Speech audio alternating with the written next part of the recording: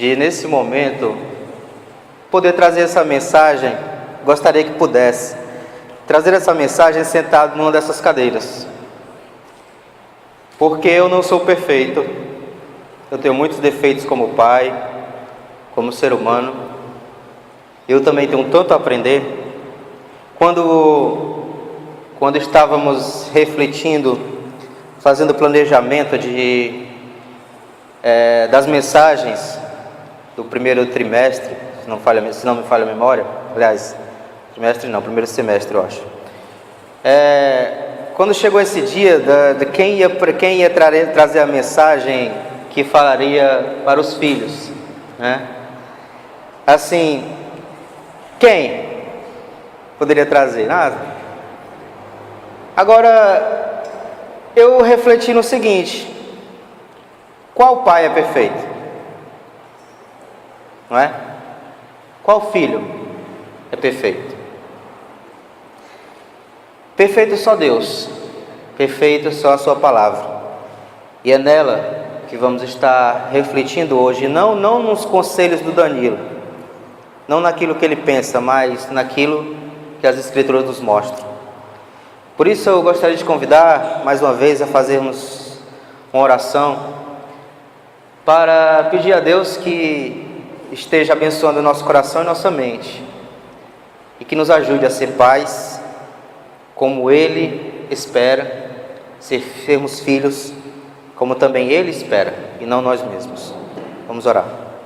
Senhor Deus, amado Pai, Senhor, muito obrigado, Senhor Deus, por esse momento em que estamos aqui reunidos, podendo, Senhor Deus, compartilhar a comunhão, podendo compartilhar, Senhor Deus, a Tua palavra. Senhor, te pedimos que abençoe, Senhor Deus, nossa vida, nossa mente, nosso coração, que nos ajude a compreender como devemos verdadeiramente ser pais que te agradam, ser filhos que te agradam. Nos ajuda, Senhor Deus, a entender isso, e não apenas entender, mas viver isso em nossas vidas. Bem,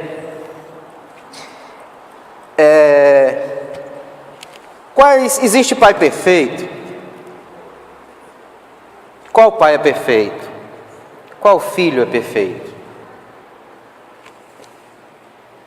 Eu acredito que perfeito só Deus. Nós tantas vezes nos dedicamos tanto aos nossos filhos, nós tantas vezes queremos passar para ele o melhor, mesmo que nós não tenhamos vivido o melhor para as nossas vidas, mas pelo amor, pelo compromisso de pai, nós queremos passar isso para eles, mas nem sempre acertamos. Muitas vezes os filhos, nos mostram resultados que não esperávamos. Aonde nós erramos? Essa pergunta é muitas vezes inevitável. Onde nós erramos? Agora, quero te dizer uma coisa, meu irmão, minha irmã. Nem sempre existe culpa, pois não existem certezas, existem perspectivas. Nós temos que fazer o nosso papel como pai, como mãe, e esperar em Deus que frutifique da maneira correta. Hoje nós estaremos refletindo sobre o tema da mensagem de hoje, é lá estruturado, filhos equilibrados. Bem, antes de tudo, nós devemos ter a seguinte consciência, de que nós somos mordomos do nosso lar. Nós não somos donos. Nós administramos o nosso lar, um lar que Deus nos deu. E nós devemos procurar nas orientações do Senhor da casa, como verdadeiramente essa casa deve caminhar, se queremos de fato seguir o propósito pelo qual estamos aqui. Nós somos mordomos. Tendo essa consciência, muito bem, vamos adiante. A passagem que iremos refletir hoje está em Efésios, do 1 ao 4, como o irmão acabou de ler agora há pouco. Essa passagem basicamente se divide em orientações para filhos e orientações para os pais. Alguns versículos anteriores, o apóstolo Paulo fala de orientações do casal, marido e mulher. Porém, hoje vamos nos focar em filhos e pais. O apóstolo começa falando de orientações para os filhos e diz o seguinte: filhos, obedecei a vossos pais no Senhor, pois isso é justo. Honra teu pai e tua mãe, que é o primeiro mandamento com promessa, para que te vá bem e sejas de longa vida sobre a terra. Bem, antes de refletirmos no que verdadeiramente é honrar pai e mãe, é importante que tenhamos em mente o contexto da vida do apóstolo Paulo, o contexto em que essa passagem foi escrita. Bem, o apóstolo Paulo, quando esse trecho foi escrito, o contexto da vida do apóstolo Paulo era um contexto grego. Embora o apóstolo Paulo tenha sido um rabino, um fariseu, um mestre da lei, tenha sido ensinado nas leis judaicas, o contexto da terra de Paulo era um contexto grego. Por quê? Devido à grande influência grega que houve na época de Alexandre o Grande. Posteriormente, Roma tomou toda aquela região, porém absorveu muito do contexto grego. E a forma com que a vida, como os pais, a forma como os pais tratavam os filhos tratavam os pais, a forma como os judeus tratam os seus filhos e seus pais, é uma forma toda especial. A visão do apóstolo Paulo, o contexto que nos apresenta, não é uma forma de honra como o mundo apresenta hoje. Se formos observar o que é honrar os pais hoje, na nossa cultura, basicamente encontraremos o seguinte padrão de honra: somos gratos aos nossos pais porque cuidaram de nós, porque fizeram o favor de trocar nossas fraldas, porque fizeram o favor de trabalhar para nos sustentar. Esse é o contexto que o mundo apresenta hoje. Porém, o contexto no qual essa passagem nos apresenta é totalmente diferente. Honrar pai e mãe não tem nada a ver com a gratidão material. É algo muito maior, muito mais significativo. Veja bem, honrar pai e mãe, a primeira vez que essa orientação divina chegou até a humanidade foram nos 10 mandamentos, o 5º mandamento. Se formos observar, os 10 mandamentos, os 4 primeiros, eles estão diretamente relacionados a Deus, que são o seguinte: não terás outros deuses além de mim, não farás para ti nenhum ídolo, não tomarás o nome em vão, não tomarás em vão o nome do Senhor, lembra-te do dia do sábado, focados em Deus. Os outros mandamentos são focados no relacionamento interpessoal, de pessoa para pessoa. Honra teu pai e tua mãe, a fim de que tenhas vida longa na terra. Não matarás, não adulterarás, não furtarás, não darás falso testemunho contra o teu próximo, não cobiçarás a casa do teu próximo, não cobiçarás a mulher do teu próximo, nem seus servos, nem servas, nem boi, jumento, nem coisa alguma que lhe pertença. Focados no relacionamento interpessoal. Porém, o primeiro desses é com relação aos seus pais. E interessante o seguinte: quando a lei foi dada, não eram os pais que sustentavam os filhos, era Deus. Quando a lei foi dada, o maná caía do céu. Então a teoria de que a gratidão aos pais é material se desfaz aí. Quem deveria ser honrado era Deus e não os pais. Porém, Deus se preocupou em lhe dar a ordem e dar ao seu povo a ordenança de honrar os pais. Não a gratidão material, é algo maior, algo muito maior. Os judeus na época, a honra aos pais, citados na Bíblia, tem características muito especiais que nós desconhecemos hoje. Desconhecemos, pois não vemos exemplos disso hoje. Veja bem, o apóstolo Paulo ele foi ensinado nas leis judaicas, foi um mestre da lei, foi um rabino, e naquela época, aliás, nos costumes dos mestres da lei, eles estudavam a Torá. Mas não apenas a Torá. Existiam escritos que comentavam a Torá e que também interpretavam. Um desses escritos chama-se Talmud. E esses escritos traziam alguns exemplos, alguns relatos de vida de alguns servos, de alguns rabinos, de alguns mestres da lei. Entre eles existia um rabino chamado Tarfon. Esse rabino, sua mãe era doente e ele tinha que deitar-se no chão para que ela subisse e descesse da cama. Ele deitava no chão e ela subia nele para chegar na cama e deitava no chão para que ela descesse. Honrar pai e mãe. Dentre outros exemplos de honra de pai e mãe está não o contradizer, principalmente publicamente, coisa que é muito comum hoje em dia. Os filhos chegam para os pais assim, e aí, meu irmão, tu é doido, é? É. Não os contradizer, principalmente publicamente. Se houver a necessidade de corrigi-lo, que seja reservadamente e ainda com todo respeito. Dizer, pai, se eu não estiver enganado, essa situação é dessa forma. Os filhos hoje se sentem no mesmo patamar dos pais, eles discutem cara a cara.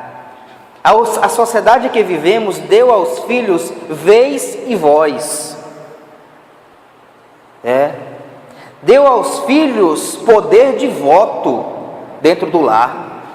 Hoje em dia se reúne para decidir os caminhos da família, e quem está lá para decidir também? Os filhos. Dentre os outros exemplos que haviam do que era honrar pai e mãe, no contexto do apóstolo Paulo, estava não fazer barulho que atrapalhasse o descanso dos seus pais. Coisas que nós desconhecemos hoje. Rotinas que nós desconhecemos hoje. Os filhos ganharam asas. E fomos nós mesmos que demos a eles. Eu disse ontem que ia descer o chicote nos filhos hoje. Porque é verdade. É verdade. Há quem diga que honrar pai e mãe é coisa da lei. Não tem nada a ver com nossos tempos. Não. O apóstolo Paulo inseriu isso no Novo Testamento. Incluiu isso no Novo Testamento. Em Efésios. Hoje, honrar pai e mãe não é coisa da lei. Deus se preocupou em incluir isso no Novo Testamento para que isso fosse observado pela igreja.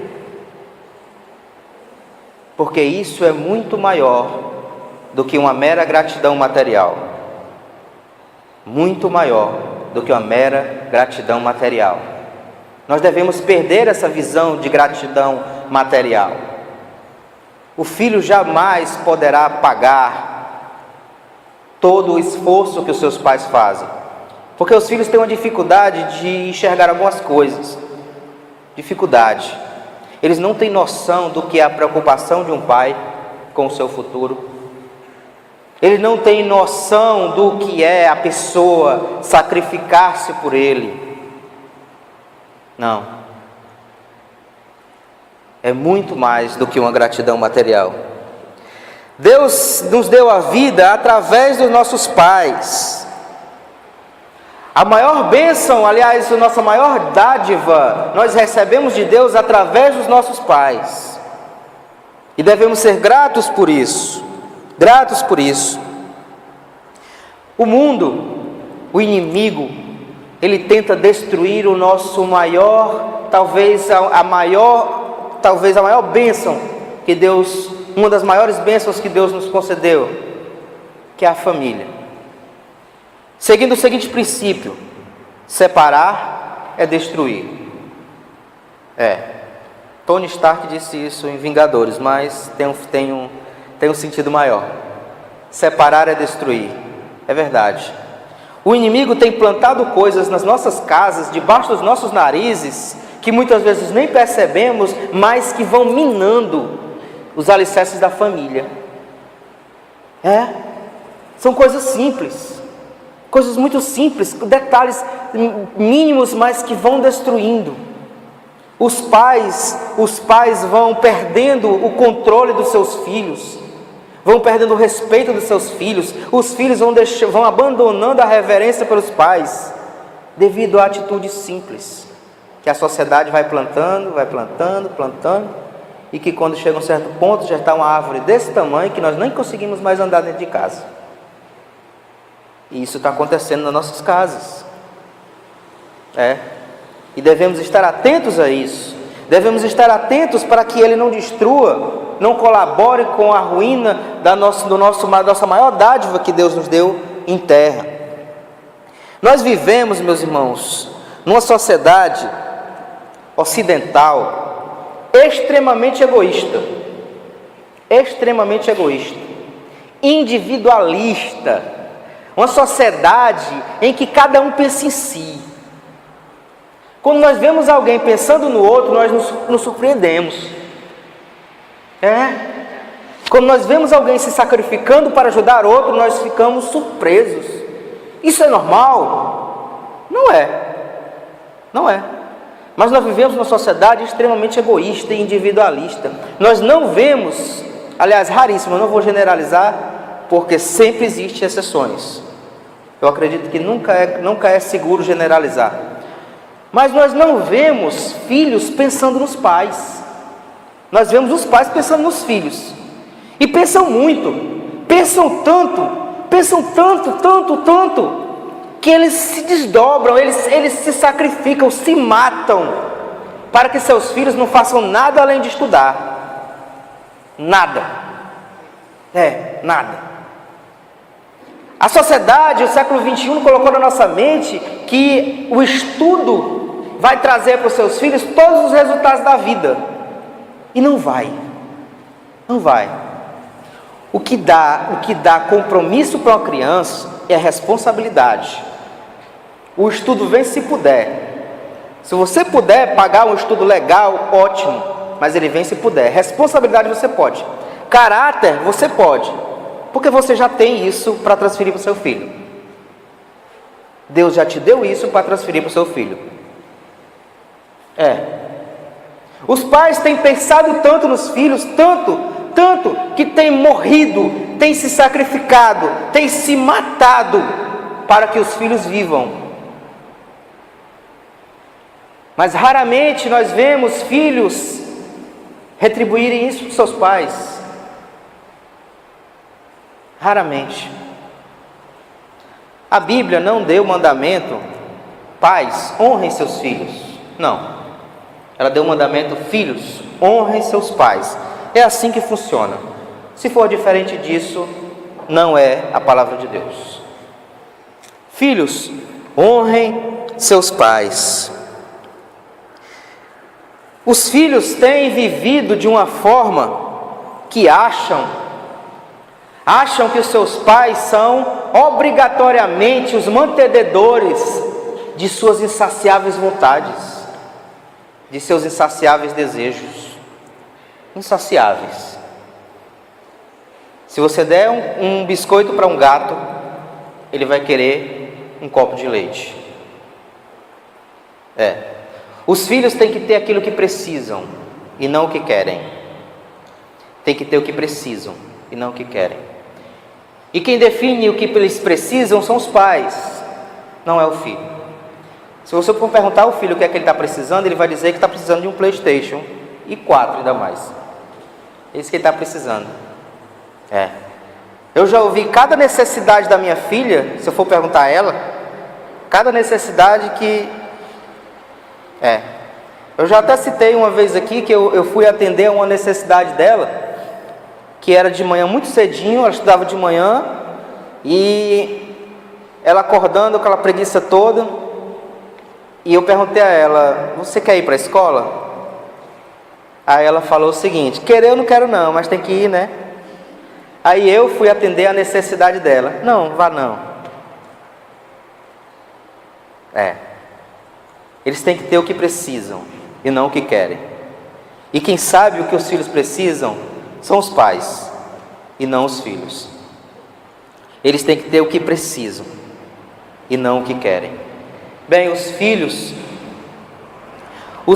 têm tido vez e voz, e isso tem atrapalhado muito a execução deste mandamento. Tem atrapalhado muito a execução deste mandamento, porque Deus colocou a autoridade sobre os pais e não sobre os filhos. Os filhos se sentem no mesmo nível dos pais, e isso é errado. Muitos pais permitem hoje que a televisão, que a internet ocupem o seu lugar. Muitos pais permitem hoje que não apenas a mídia, mas que técnicas e conselhos humanos substituam a palavra de Deus.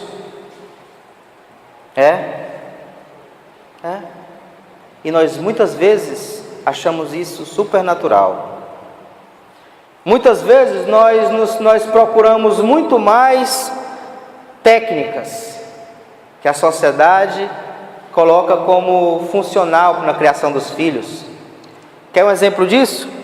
A grande audiência daquele programa é Tia Nani? Super Nani. Famoso. Ensina os pais a criarem os filhos. Tendo a Super Nani, quem é que precisa disso?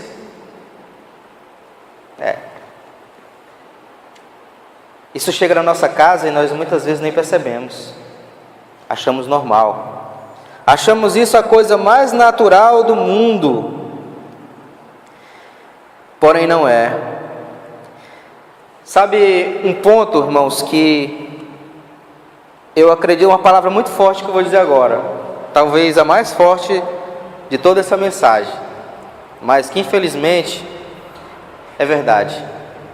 Sabe qual é um dos grandes vilões para que muitos lares não sejam de acordo com a vontade de Deus? É que nós alimentamos pelos nossos filhos um dos piores sentimentos que existem: a pena. Sabia? Nós temos, não vou dizer todos, mas a grande maioria de nós tem pena. Temos pena dos nossos filhos. E isso nos atrapalha. Todos nós temos uma dificuldade que enfrentamos na vida. E não queremos que os nossos filhos passem por dificuldade nenhuma. Porém, as dificuldades servem para ensiná-los. E nós privamos eles disso, por pena. Se formos examinar com profundidade o que nos move para evitar essas coisas, é a pena. Devemos eliminar esse sentimento terrível que sentimos pelos nossos filhos, para que verdadeiramente eles cresçam, amadureçam e se preparem para a vida. Olhe só, Deus.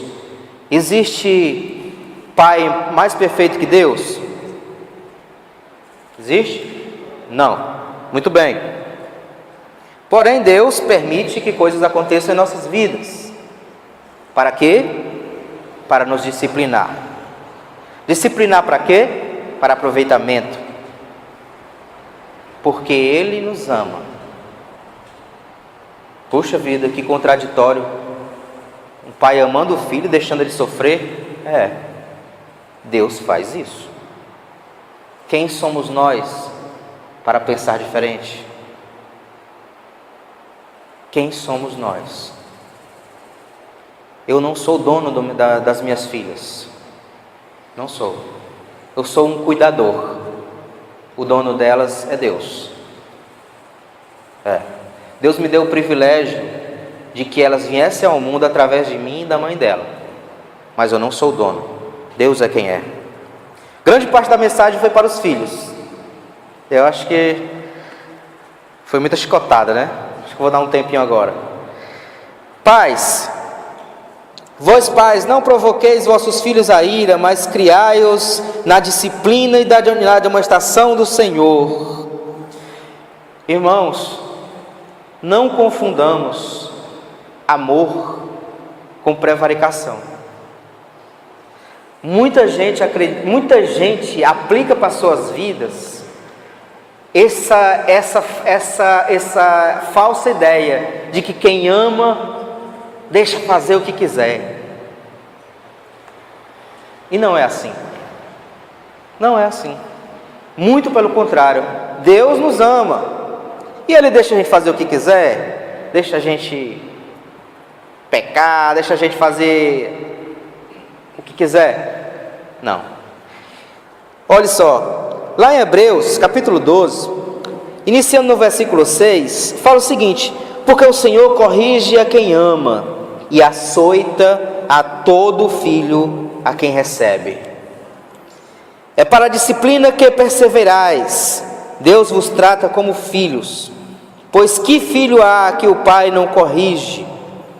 Mas se estáis sem correção, de que todos se têm tornado participantes, logo sois bastardos e não filhos. Além disso, tínhamos nossos pais segundo a carne, que nos corrigiam e os respeitávamos. Não havemos de estar em muito maior submissão ao Pai espiritual, então viveremos? Pois eles nos corrigiam por pouco tempo, segundo melhor lhes parecia. Deus, porém, nos disciplina para aproveitamento, a fim de sermos participantes da sua santidade. Toda disciplina, com efeito, no momento não parece ser motivo de alegria, mas de tristeza. Ao depois, entretanto, produz fruto pacífico aos que têm sido por ela exercitados, fruto de justiça. Se verdadeiramente amamos, se verdadeiramente queremos que os nossos filhos sejam aperfeiçoados, nós devemos corrigi-los em amor. Em amor. A sociedade apresenta um modelo totalmente diferente disso. Totalmente diferente. A sociedade apresenta uma forma de democracia no lar que nós queremos trazer para Deus. Olha só como isso está inserido nas nossas casas de uma forma tão sutil. Hoje em dia, muita gente quer medir forças com Deus. Sabia? Mesmo nós sendo pais, nós também somos filhos. Somos filhos de Deus. Muitas vezes essa democracia que nós trazemos para o nosso lar, em que o filho é que define o que precisa, em que o filho participa das decisões da condução do lar, nós queremos trazer isso para a nossa realidade espiritual. Muitas vezes queremos concordar com Deus para então segui-lo. Isso tem afetado até a nossa reverência a Deus, a nossa submissão a Deus. Nós devemos honrar ao nosso Pai, assim como os nossos filhos devem honrar a nós. E essa honra parte de baixo para cima. O filho honra o pai, e o pai honra Deus. E é assim que é nessa honra a Deus que o pai vai transmitir para o seu filho o que verdadeiramente Deus quer para a sua vida. Não tem pai perfeito, não tem filho perfeito. Antigamente, bastava para quem participou dessa geração. Antigamente, as coisas eram bem diferentes. Bastava o pai ou a mãe olhar para o filho. Ele não precisava dizer nada. Existia uma espécie de telepatia. A criança estava fazendo alguma coisa, o pai só fazia isso. Pronto. Aquele olhar ele já sabia, vixe, deu errado. Pronto. E agora? Era disciplina. Disciplina. E observe essa geração. Observe aquela geração. Eles carregam isso até hoje. O respeito aos pais. Meus irmãos, eu tenho medo dessa geração atual. Onde ela vai chegar? Se continuarmos a seguir os nossos pensamentos e não os de Deus. Se continuarmos a deixar a mídia, as opiniões, se continuarmos a deixar que o mundo governe os nossos filhos, eu tenho medo de onde essa sociedade vai chegar. A sociedade criou uma geração de frágeis. Está criando uma geração de frágeis. Hoje em dia, um adolescente, rapaz, basta você fazer assim para ele já se chateia. Já fica para baixo. Se um pai chamar a atenção, pronto, desaba, desmaia. É SAMU na hora, se o pai chamar a atenção. Uma geração de frágeis. Devemos corrigir isso. Devemos tirar o foco das nossas opiniões, tirar o foco das opiniões, tirar o foco do mundo, tirar o foco dessa sociedade e nos voltarmos para aquele que verdadeiramente entende de família, que é Deus. Para finalizar, irmãos, uma expressão que eu utilizei logo no início: não existem certezas, existem perspectivas. Não há certezas de que se nós obedecermos a todas as orientações de como agirmos como pais, não há certezas que os nossos filhos apresentarão os frutos que nós desejamos, pois eles são dotados da mesma dádiva que nós, livre-arbítrio. Mas, mesmo assim, devemos cumprir o nosso papel e esperar em Deus que essa semente que plantarmos frutifique para o bem, que seja uma árvore boa. Que o Senhor nos abençoe.